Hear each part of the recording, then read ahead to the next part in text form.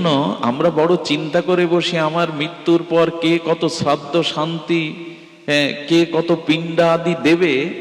ভগবান বললেন এই অপেক্ষাটা করতে যেও না গো, নিজের উদ্ধারের চেষ্টা নিজে করো। আমার মনে হয় মৃত্যুর পরের উদ্ধার আর জীবদ্দশাতে ভজন সাধন সৎকর্ম ভগবত কর্মের দ্বারা নিজে উদ্ধার, এটা করা আগে উচিত।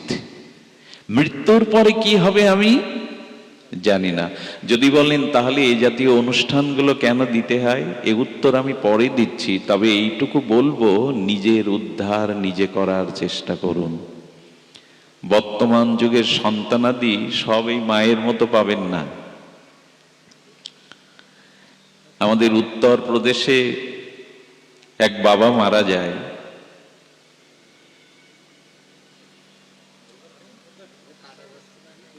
দুটি পুত্র রেখে মারা যান।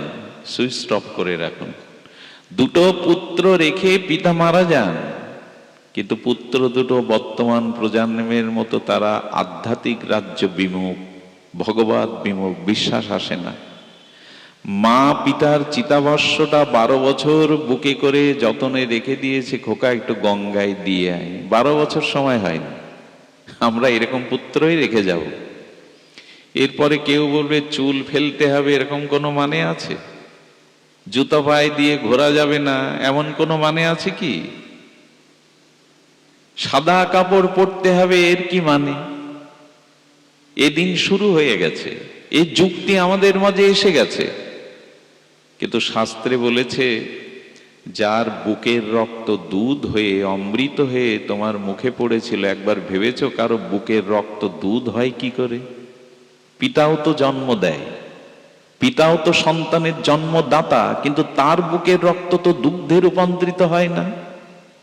মায়ের মতো স্নেহ তো পিতার নাই, ওই যে গর্ভধারণ লালন পালন এই ক্ষমতা মায়ের মতো কারো নাই। এই জন্য বেদ পিতার থেকে মায়ের স্থানটা সনাতন ধর্মে অনেক উপরে রেখেছে। প্রথমেই বলেছে মাতৃদেবো ভব।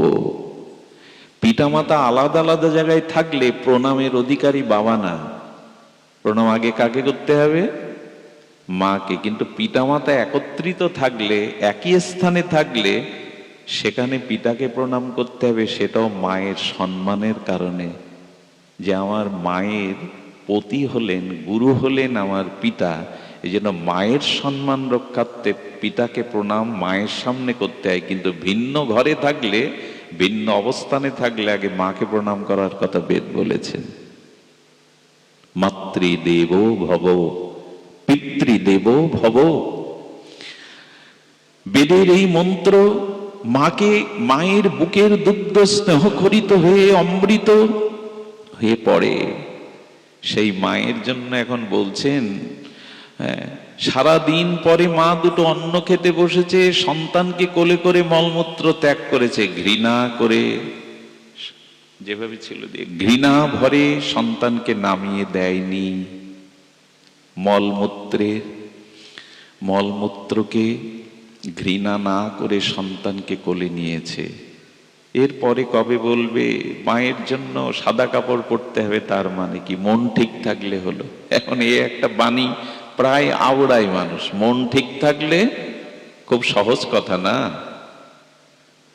আলোর গতি সেকেন্ডে 1,86,000 কিলোমিটার। মাইল, কিলোমিটারটা মাইল, মাইল বললে আরো দূরত্ব হয়, 3 লক্ষ কিলোমিটার হয় হিসেব মতো। আর মনের গতি কি জানেন? মন 1 সেকেন্ডে পৃথিবী 14 বার পরিভ্রমণ করতে পারে, 14 বার। আলোর গতির থেকে মনের গতি। স্বয়ং গোবিন্দের সখা অর্জুনও যদি বলতে পারে চঞ্চলাহি মনকৃষ্ণ প্রমাত্তি বলদ্দৃঢ়ম, বায়ুকে রোধ করা সহজ, কিন্তু মন রোধ করা। আর আপনি বলে দিলেন মন ঠিক থাকলে হলো, খুব সোজা। ভগবান কৃষ্ণকে সারথী রূপে পেয়ে অর্জুন বলছেন যে বায়ু নিরোধ করা সহজ, মনের গতি। আপনি বলে দিলেন মন ঠিক থাকলে হলো। আজগুবি কথা বলে এ জগতে নিজেকে উদ্ধার করা যাবে না। তো ছেলেদের বলে বলে বড় ছেলে অবিশ্বাসী, ছোট ছেলেটাকে বলে দিল ভোরবেলা মা কাঁদতে উঠেছে, খোকা খোকা তুই চিতাভস্যটা গঙ্গায় দিসনি? মা তুমিও হয়েছ সন্দেহ প্রবল। আরে আমি তো গঙ্গায় দিয়ে আসলাম। বলে গঙ্গায় দিসনি? কয়েক কিলোমিটার সামনে গিয়ে এক নর্দমায় দিয়ে এসছিস। বলে তুমি এখান থেকে ক্যামেরা দিয়ে দেখেছো? ক্যামেরা নয়, যার উদ্দেশ্যে গিয়েছিলি তোর পিতা স্বপ্নেতে বলছে কাকে রেখে এলাম জগতে, আমার চিতাভস্যটাও গঙ্গায় দিতে পারিনি, নর্দমায় ফেলে এসছে তোমার খোকা। এই সব সন্তানই আমরা রেখে যাচ্ছি। তবে সকলে নয়, যাদের পরিবারে আধ্যাত্ম অনুশীলন আছে, ধর্মীয় অনুভূতি আছে, গীতা ভাগবতের চর্চা আছে, পিতামাতা আদর্শ ধর্মীয় অনুশীলন বিধিবিধান পালন করে, তাদের কথা ব্যতিক্রম আছে। কিন্তু প্রায়শ শ্রদ্ধা হারিয়ে ফেলছে মানুষ।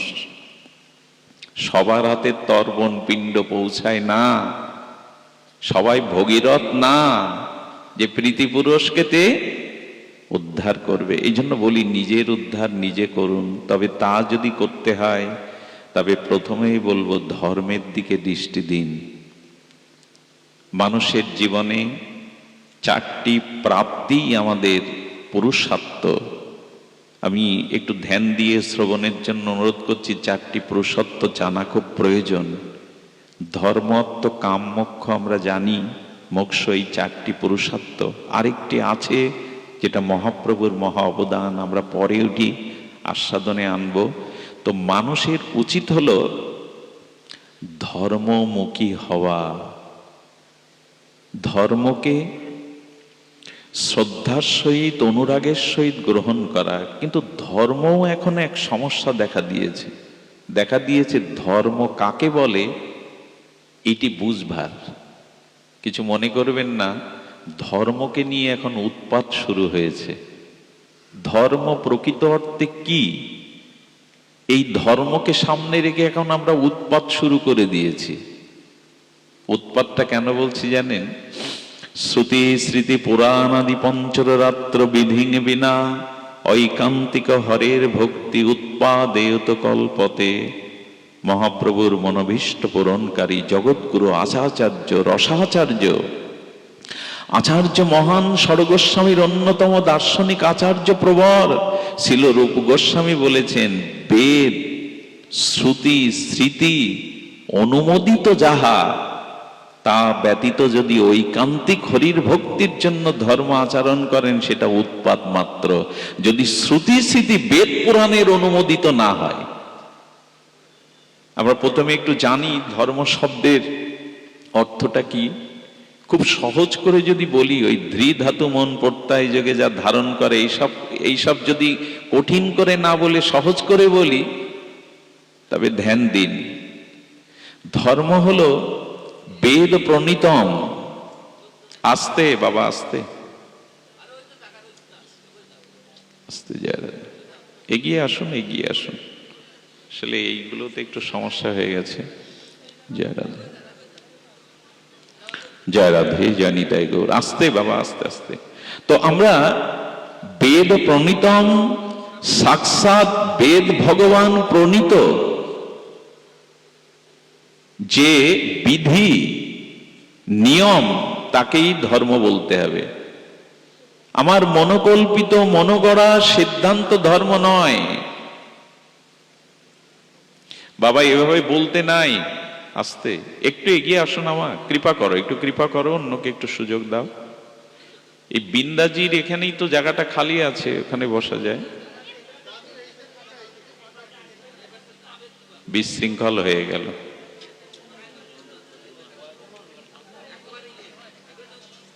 বুঝলেন না? জয় রাধে, জয় রাধে, জানি তাই গৌর প্রেমানন্দে হরি বল। না হারিয়ে ফেলছি। দেখুন, বেদ প্রণীত